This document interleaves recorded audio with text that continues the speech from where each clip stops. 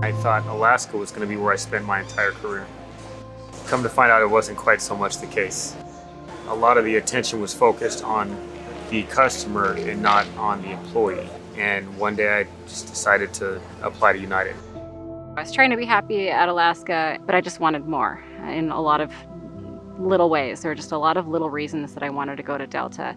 The flying public, our pilot group, always want the best to come and work for Alaska Airlines. And when we see attrition and we do exit interviews and hear but for scheduling flexibility, but for job security, they would have stayed. And as the union chairman, that's why we're working hard to negotiate a new contract with Alaska Airlines. Some of these pilots who've left are just amazing individuals and could have offered so much. My husband and I try to mesh our schedules at Alaska. There's some restrictions on picking up and trading and that sort of thing, whereas I can basically, with Delta, drop down to nothing and build my schedule the way I want. I get to do all the mom stuff and just spend time with them instead of coming and going as much as I would at Alaska. I saw myself, had I stayed at Alaska, potentially never getting married, probably never having kids. The contract at Alaska didn't offer me the flexibility that I would have needed to have a relationship and to start a family. At United, I have more flexibility to tailor my schedule to the needs of my family. I'm glad that I have the flexibility I have to be there when I need to be there.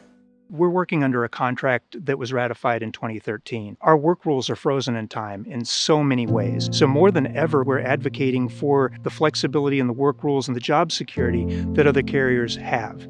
And that is the key to bargaining the contract that these pilots deserve and have needed for a long time. I do feel that I have better job security at Delta, and that's a really good feeling. I was always concerned about the very limited scope at Alaska. It's not industry standard. With Delta, it really outlines what can and cannot be done. Instead of them just saying one day, oh, we're just going to take this huge chunk of flying and give it to somebody else or farm it out to these several carriers, they can't do that. Alaska doesn't have this important protection for their pilots, and it just amazes me.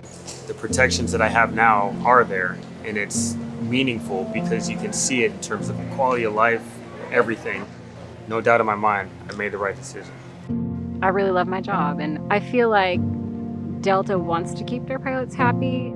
The relationship is more professional and more, hey, let's work with you so you keep our customers happy. As a union leader, I expect our negotiations outcome to improve the quality of life for Alaska pilots and their families. We want and believe there is solutions to these problems, and that's why we're out here. You know, we're not asking for anything extraordinary. The template has been made by other airlines.